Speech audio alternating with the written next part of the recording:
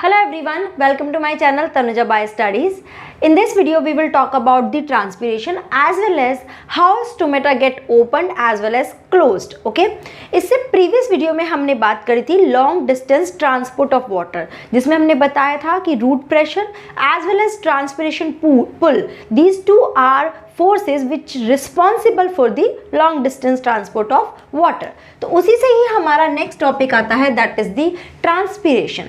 होता क्या है ट्रांसपीरेशन? यानी कि जो लीव्स होती है मोस्टली, ठीक है, नॉट पर्टिकुलर लीव्स, प्लांट के दूसरे पार्ट से भी होता है, बट लीव से क्या होता है, वाटर का लॉस होता है. Okay, water get lost in the form of vapour. Okay, यानी कि जब सनलाइट पड़ती है इस पर तो यहाँ से वाटर का लॉस होता है और वेपर की फॉर्म में वो इवेपोरेट हो जाता है. Okay, this is called the transpiration.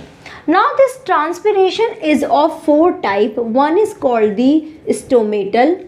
Okay, second is called the lenticular, third is called the cuticular, and the fourth one is called the bark. Okay, stomatal यानी कि ऐसा ट्रांसपीरेशन जो स्टोमेटास के थ्रू होता है. स्टोमेटा क्या होते हैं? पोर लाइक स्ट्रक्चर होती है जो लीव्स में प्रेजेंट होती है, जहाँ से वाटर इवेपोरेट हो जाता है. लेंटिकुलर ये क्या होता है? स्टेम पर भी ऐसे पोर लाइक स्ट्रक्चर होती है. दीज आर कॉल्ड लेंटिकल्स, और लेंटिकल्स के थ्रू भी वाटर लॉस होता है. ऐसे ही क्यूटिकल जो लेयर ऊपर रहती है एपिडर्मिस पे, that is also responsible for water loss, as well as bark जो आउटर साइड कवरिंग होती है ट्री की, बार्क. बट सबसे ज़्यादा वाटर का लॉस किससे होता है? स्टोमेटा के थ्रू होता है. तो इसलिए हम यहाँ पर क्या पढ़ेंगे, स्टोमेटास के थ्रू वाटर का लॉस कैसे होता है. We will study about it. Okay, तो सबसे पहले हम देखते हैं कि एक स्टोमेटा का स्ट्रक्चर कैसे होता है. ओके, अगर हम स्टोमेटा का स्ट्रक्चर देखेंगे तो it's like a pore like structure. तो एक बीच में पोर रहता है but surrounded by a two guard cell. क्या बोलते हैं इसको? They are too called as the guard cells. Okay fine. ये गार्ड सेल जो है they are also surrounded by some specialised cell. ठीक है, क्या बोलते हैं इनको? Some specialised cell which are called the subsidiary cell. Okay, और इसी के बाहर ये फर्दर कुछ दूसरी सेल्स के साथ कनेक्टेड होती है जिसको हम बोलते हैं एपिडर्मल सेल. ठीक है, what is this? Epidermal cell. Okay, किसके थ्रू कनेक्ट होती है?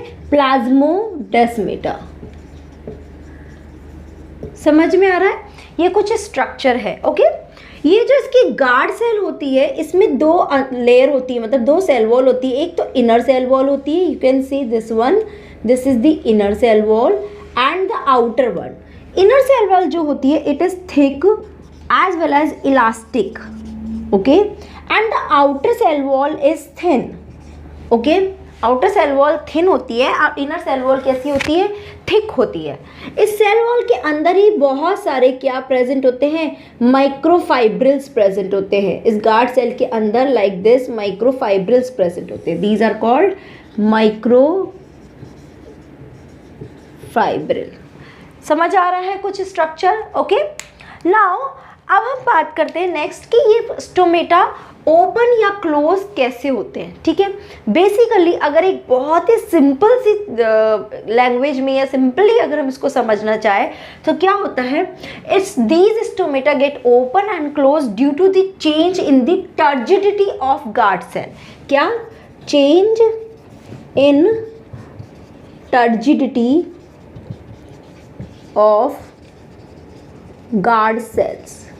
ठीक है, इसकी वजह से ये एक्चुअली स्टोमेटा ओपन या क्लोज होते हैं. जब गार्ड सेल टर्जिड हो जाती है, टर्जिड यू नो, जब गार्ड सेल के अंदर पानी भर जाता है बहुत ज़्यादा, वो फूल जाती है. तो जैसे ही वो फूलती है ना, तो ये जो इनर वॉल है, इनर सेल वॉल है, it become crescent shape. Crescent shape यानी कि ऐसे जैसे कि चांद का रहता है, मून का रहता है, इट्स लाइक. तो ये क्या होती है? क्रीसेंट शेप होती है. और बाहर की जो थिन लेयर होती है दिस वन, ये क्या होती है? बल्ज आउट हो जाती है बाहर की तरफ. It's like like this one कि अगर मैं ये सपोज करूँ कि ये दो स्टोमेटाज हैं तो ये दोनों स्टोमेटाज क्या हुए, आपस में हैं। जैसे ही इन दोनों स्टोमेटाज में क्या होगा, पानी फिल होगा, तो ये क्या होगा, ऐसे क्रीसेंट शेप में हो जाएगी अंदर की वॉल, क्रीसेंट हो गई। And you can see now these stomata get open. आप दिख रहे हो इसके बीच में वो पोर जो है ओपन हो गया। और जैसे ही ये गार्ड सेल कैसी हो गई, फ्लैसिड, यानी इसमें से वाटर निकल गया, तो क्या होगा, वापस ये अपनी शेप में आ जाएंगे। तो जो चीज़ ओपन हो गई है अब वापस ये क्रीसेंट शेप फ्लैट हो जाएगी एंड स्टोमेटा क्लोज हो जाएंगे। ठीक है, ये स्टोमेटा जो होते हैं मेनली दो चीज़ों के लिए रिस्पॉन्सिबल होते हैं। एक तो CO2 और O2 का एक्सचेंज करते हैं, ओके, एंड सेकेंड ये क्या करते हैं, वाटर लॉस करते हैं। ठीक है, दो मेन फंक्शन है जो ये स्टोमेटास परफॉर्म करते हैं, राइट। ओके, बट इसके ऊपर बहुत सारी थ्योरी दी गई है कि ये स्टोमेटा कैसे ओपन या क्लोज होते हैं। देखते हैं वो थ्योरी क्या होती है। तो अब हम बात करते हैं थियोरीज या hypothesis about the opening and closing of stomata. बहुत सारी हाइपोथेसिस दी गई, उसमें से मैं दो हाइपोथेसिस की बात करती हूँ। First is called the starch sugar hypothesis. Okay, क्या होती है ये, first of all it was given by Sayre, ये साइंटिस्ट है जिन्होंने इस हाइपोथेसिस को दिया। ये क्या बोलता है कि जो गार्ड सेल होती है उसके अंदर क्या प्रेजेंट होता है, स्टार्च प्रेजेंट होता है। ओके फाइन, स्टार्च प्रेजेंट होता है, बट जब स्टोमेटा को ओपन होना होता है तो उस वक्त क्या कंडीशन होती है, there is a less CO2 concentration. CO2 बहुत कम हो जाता है। जैसे ही CO2 कम होता है pH जो है वो इंक्रीज हो जाता है। ओके, एंड pH इंक्रीज होने की वजह से एक एंजाइम एक्टिवेट होता है, that is the phosphorylase enzyme. ठीक है, ये फॉस्फोराइलेज एंजाइम जैसे ही एक्टिवेट होता है ये क्या करता है, ये एक्ट करने लगता है इस स्टार्च पे, जो गार्ड सेल के अंदर स्टार्च है उस पर एक्ट करता है और उसको कन्वर्ट कर देता है ग्लूकोज 1 फॉस्फेट। फिर वापस ये ग्लूकोज किस पे कन्वर्ट हो जाता है, ग्लूकोज 6 फॉस्फेट में, and ultimately it get converted into glucose. ठीक है, तो अल्टीमेटली आप क्या समझ रहे हो कि गार्ड सेल के अंदर क्या आ गया, ग्लूकोज आ गया, या फिर आप कह सकते हो शुगर आ गया।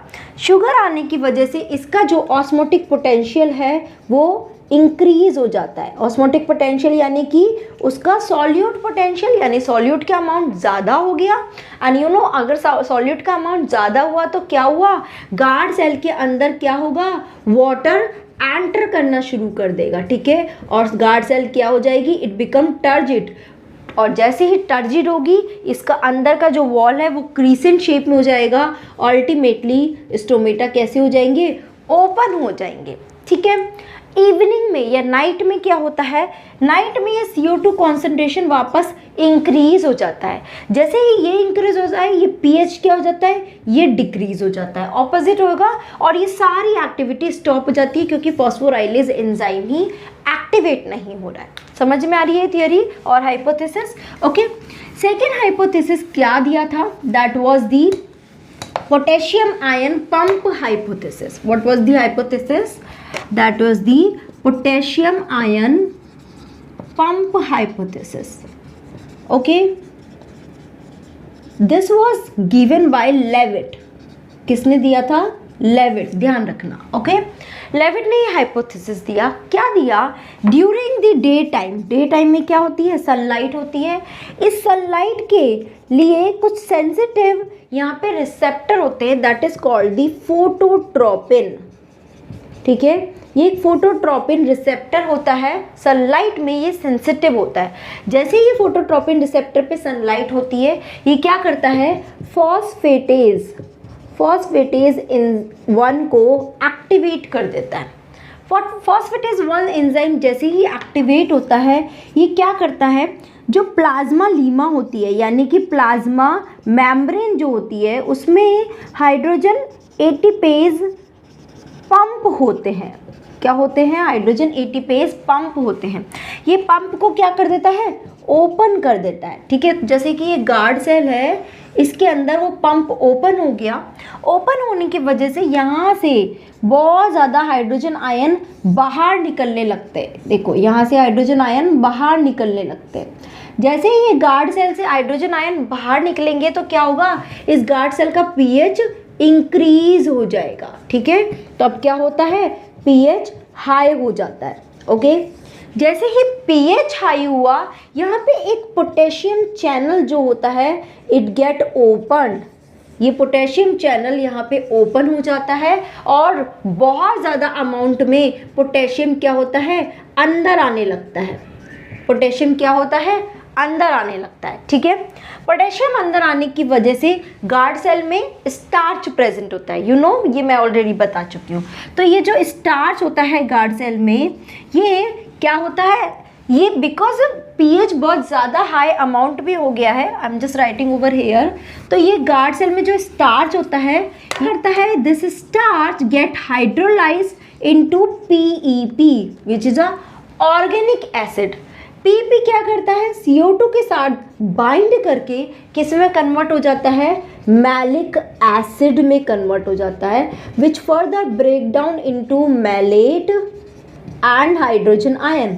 ये हाइड्रोजन आयन तो कंटिन्यूसली निकलता ही रहता है और जो ये मैलेट होता है ये वहीं रह जाता है।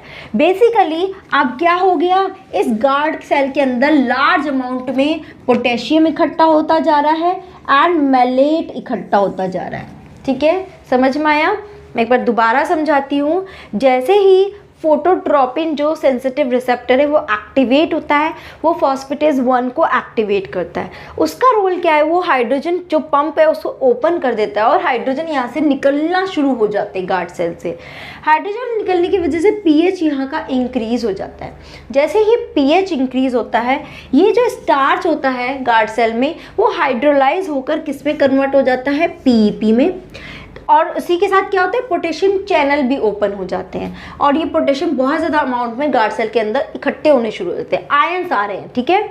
ये पीपी मैलेट में, मैलिक एसिड में कन्वर्ट होता है, जो फर्दर ब्रेक डाउन हो जाता है malate and hydrogen ion.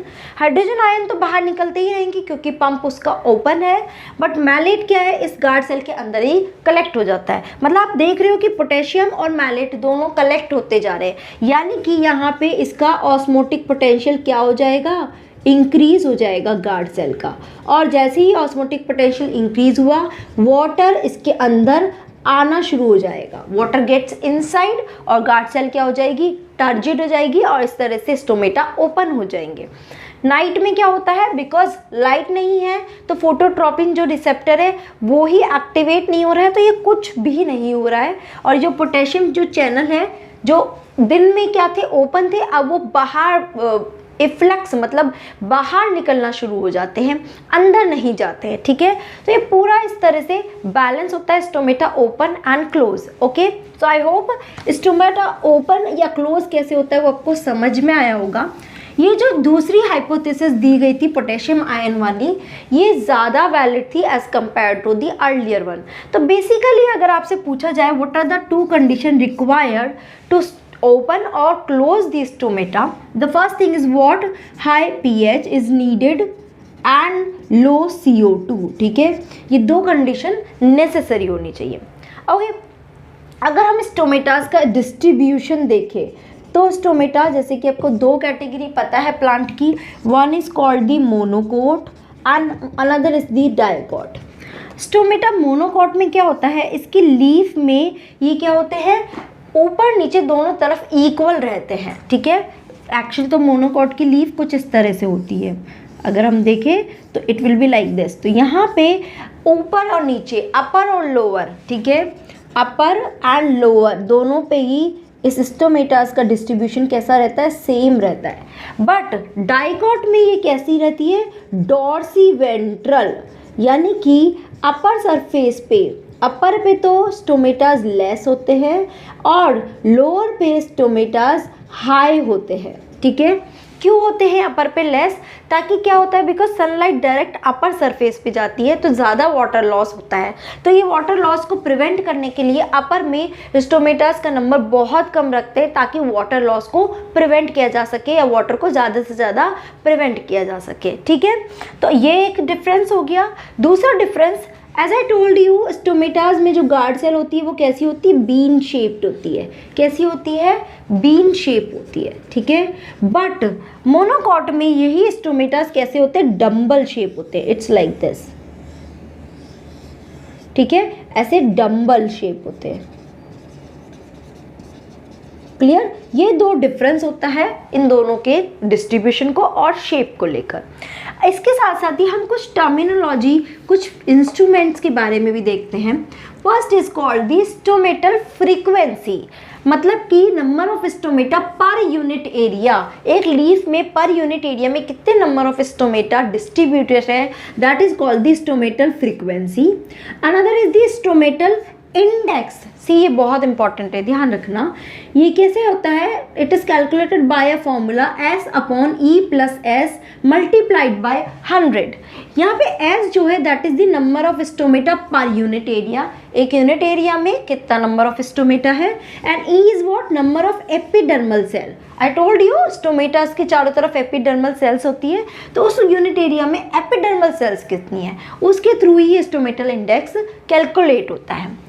One is the porometer. It is a kind of instrument which is used to measure the opening and closing of stomata. ठीक है, and potometer, दोनों में देखो सिर्फ सिंपल सा डिफरेंस है, पोरो एंड इट इज पोटो। It is use, this is a instrument which is use to measure the rate of transpiration. क्या मेजर करता है, ट्रांसपीरेशन की रेट को मेजर करता है, ठीक है। ये तो ये कुछ बात हुई स्टोमेटा ओपन हो रहा है या क्लोज कैसे हो रहा है, और इसी की वजह से क्या हो रहा है, ट्रांसपीरेशन हो रहा है। बट अगर हम देखें कि ट्रांसपीरेशन की रेट्स किस किस फैक्टर्स पे डिपेंड करती है, ठीक है, क्या क्या फैक्टर्स होते हैं जो ट्रांसपीरेशन रेट को अफेक्ट करते हैं। The first one is the temperature.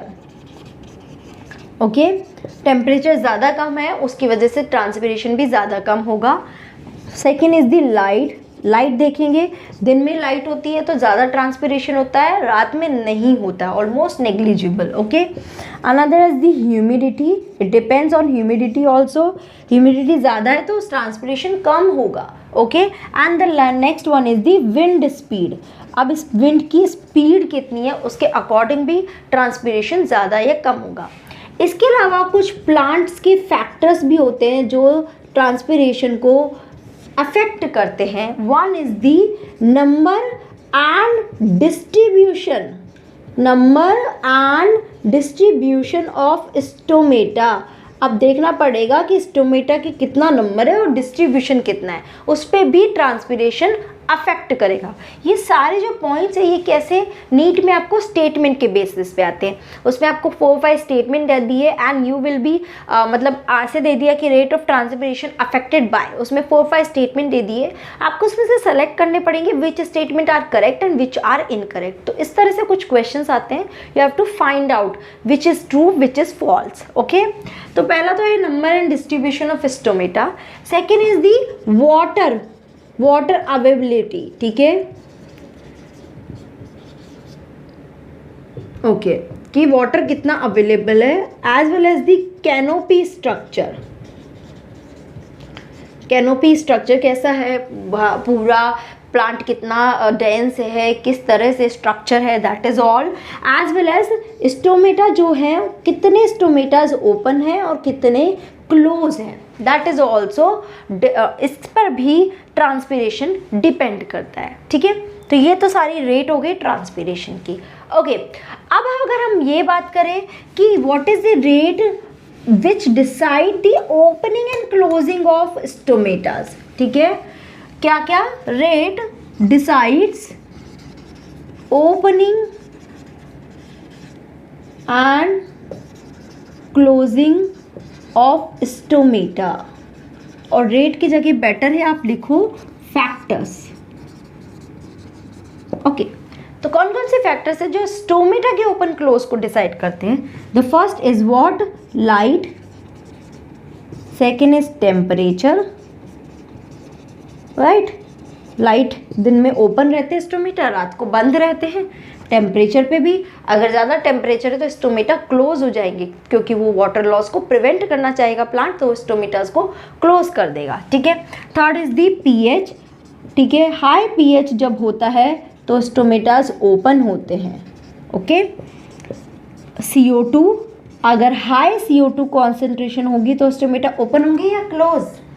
It will be closed. Okay, and last one is the humidity. if there is a high humidity then stomata get open. Okay, stomata get open. Fine. So ये तो कुछ factors है जो stomata के open या close होने को decide करते हैं। ठीक है, समझ में आया? नाउ यहाँ पे कुछ एंटी ट्रांसपेरेंट्स भी होते हैं जो क्या करते हैं, ट्रांसपिरेशन को स्टॉप करते हैं। क्या करते हैं? ट्रांसपिरेशन को स्टॉप करते हैं। जैसे कि एंटी ट्रांसपिरेशन और रेंट्स, एंटी ट्रांसपेरेंट्स जो ट्रांसपिरेशन रेट को डाउन कर देते हैं, कम कर देते हैं। इसमें कुछ हार्मोन है जैसे कि एब्सिसिक एसिड, इसको स्ट्रेस हार्मोन भी बोलते हैं, जो ट्रांसपिरेशन रेट को लेस कर देता है। इसके अलावा कुछ सब्सटेंस या मॉलिक्यूल है जैसे कि एस्पायरिन, ये भी क्या करता है, स्टोमेटा में ट्रांसपिरेशन रेट को लेस कर देता है, as well as the CO2। And one more is the phenyl mercuric acid. ठीक है, फुल शॉर्ट में PMA। तो ये कुछ 4 चीज़ें हैं जो एंटी ट्रांसपेरेंट्स होती हैं, ट्रांसपिरेशन को डिक्रीज करती है। तो यानी कि ओवरऑल जो ये ट्रांसपिरेशन होता है, यानी कि वाटर क्या हो रहा है, ट्रैवल कर रहा है, और वाटर मतलब क्योंकि ट्रांसपिरेशन क्या कर रहा है, एक ट्रांसपिरेशन पुल जनरेट कर रहा है जिसकी वजह से क्या हो रहा है, वाटर ट्रैवल कर रहा है। This is called the ascent of sap. Ascent यानी कि ट्रैवलिंग ट्रांसपोर्टेशन ऑफ सैप, यानी वाटर का ट्रांसपोर्टेशन, यानी कि बेसिकली वो कुछ वाटर की प्रॉपर्टीज पे ही डिपेंड करता है। They are certain water property, उस पे ही डिपेंड करता है ascent of sap। the first property is the cohesion। अब कोहेशन क्या होता है, को मतलब कि दो चीज़ों का आपस में क्या इंटरेक्शन हो रहा है, दैट इज द कोहेशन। सो यहाँ पे क्या हो रहा है, interaction between two water molecule, मतलब दोनों वाटर मॉलिक्यूल जितने भी ट्रैवल कर रहे हैं उनका आपस में एक दूसरे के साथ कैसा इंटरेक्शन है उस पर डिपेंड करता है। सेकेंड इज द एडहेशन, यानी एडहेशन, अब वो किसी और के साथ, यानी कि वाटर मॉलिक्यूल प्लस जहाँ जिस भी जगह से वो ट्रैवल कर रहा है या जिस भी एलिमेंट के थ्रू ट्रैवल कर रहा है। यहाँ पे जनरली क्या होते हैं, ट्रैकरी एलिमेंट्स होते हैं। क्या होते हैं, ट्रैकरी एलिमेंट्स होते हैं, जैसे कि ट्रैकिट्स हो गए, वेसल्स हो गए, जिसमें से वाटर ट्रैवल कर रहा है। जाइलम की बात कर रही हूँ, जाइलम में ट्रैकिट्स वेसल्स हो गए जिसके थ्रू वाटर ट्रैवल कर रहा है। तो वो वेसल्स का जो सरफेस होता है, that act like a polar surface. उस सरफेस के साथ वाटर का कैसा इंटरेक्शन है उस पर भी वाटर का मूवमेंट डिपेंड करता है। And the third one is the surface tension. ठीक है, कि वाटर क्या करते हैं, आपस में एक दूसरे के साथ इंटरैक्ट करना, मतलब कि किसी लिक्विड में जो वाटर मॉलिक्यूल होते हैं वो आपस में एक दूसरे के साथ इंटरैक्ट करते हैं, rather than water molecule in gaseous phase, rather than water molecule in gaseous phase. इसको ही बोलते हैं सरफेस टेंशन। उसी की वजह से आप देखते हो ड्रॉपलेट्स बन जाती है वाटर की, it's because of this surface tension. तो ये 3 जो हैं इसकी वजह से ही असेंट ऑफ सैप होता है, यानी कि वाटर का ट्रांसपोर्टेशन होता है। सो बेसिकली ये तीनों मिलकर वाटर को एक स्ट्रेंथ प्रोवाइड करते हैं। That strength is known as the tensile strength.